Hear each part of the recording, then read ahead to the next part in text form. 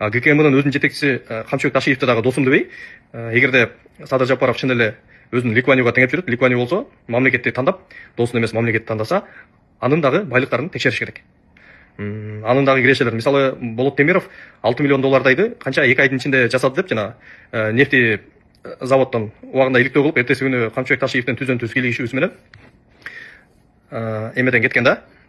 Алардын жанагы Темиров Лайф деген журналисттик ошол жана кеңсеси бардыгы конфискацияланып, ал жерге маски шоу болуп, аягында ал соттун чечими менен күчтөлүп эле Кыргызстандан чыгарылган. Аларга тиешелүү бир топ журналисттер камалды. Мына ушунун бардыгынын артында ошол Камчыбек Ташиевдин бир тууган жээни Мати Саков болсо керек эле жаңылбасам. Ошонун ишмердүүлүгү жана алардын кантип 6,5 миллион долларды Италияга чейин мазутту сатып, акча тапканы боюнча Жалал-Абадтагы ишканада иликтөөсүнөн кийин ушундай окуялар болгон да. Анан ошол Мати Саковдордун бирөөсү Кыргыз Петролиумдан, бирөөсү дагы не деди, транспорт инспекция прокуратурасынан дедиби кызматтан алыныптыр. Бул Камчыбек Ташиев ошол күч органдарын жетекти болуп, баягы бетте эле жок экен да. Туура бийде тууган жок, туугандуу бийде ыйман жок деп кыргыз илгери эле айтып койгон. Ал өзүнүн жээндерин кызматка коюп алыптыр. Анан ошондо журналисттерге пресс-конференция берип атып, бир тууган иним Шайырбек Ташиев мына ошо бизнеске аралашып ошондой эме болгон үчүн эртең мандатын тапшырып берет, мен айтам, мына мен айтканымды угат деген. Бирок андан кийин ал мандатын тапшырмак турмак. Дагы ошол 25-жылга чейин депутат болуп турду. Андан кийин дагы мандат алып, азыр дагы келип депутат болуп отурат. Бирок ошондо Камчыбек Ташиев журналисттердин алдына туруп алып, калың элге сөз берген. Бул мен айтам, кызматтан кетет депчи. Бирок кетпей койгон.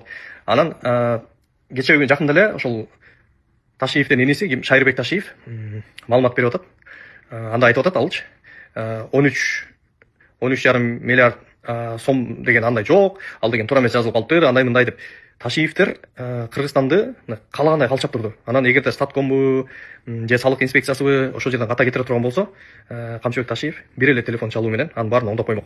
Анын баары оңдолуп турган эмес. Эми эле ал агасы эрден түшүп, анан ошол байлык менде жок, андай мындай деп аргайсына айтып баштады да. Демек, бул жерде бир нерсе мандем бар. Булар учурунда баягы байлыгын легалдаштырып алалы, ушунча байлыгыбыз бар эле деп айтып койсок, кийин бийликтен кайсы бир күнү кетсек, бийликтен кеткенден кийин ошол 13 миллиард сомубуз мына бар болчу. Биз мурда эле аны декларацияда көргөзгөнбүз деп баягы айтып коюш үчүн ушундай код жазышы мүмкүн да булар. Ошол байлыктарын текшериш керек.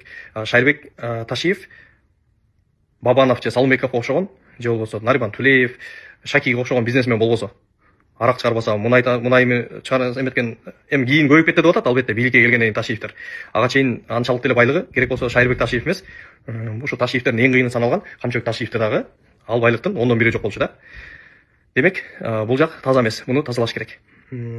Кекиликсиңби, колуң сындырып коем, энеңди сы деп сөгүп, сени каматып коем деп отуруп, Мадумаровду каматып, тиги Өмүрбек Бакировдун мандатын алып каалаганды кылган Ташиев, Талант Мамытовго мандат бердирбей коюп, мына азыр Талант Мамытов эми келип атат да. Ошонун баарын кылган Ташиевтерге келме-кезек келди. Шайырбек Ташиевдин мандаты маселесин да карап көрүш керек. Бүгүнкү айта турган ойлор ушул.